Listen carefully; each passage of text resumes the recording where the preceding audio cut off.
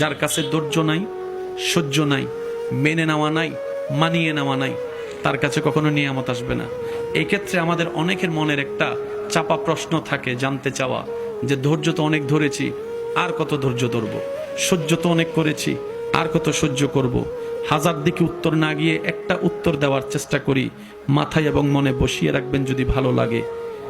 ধৈর্য ততক্ষণ ধরবো যতক্ষণ আমাদের রব খুশি না হয়। সুবহানাল্লাহ।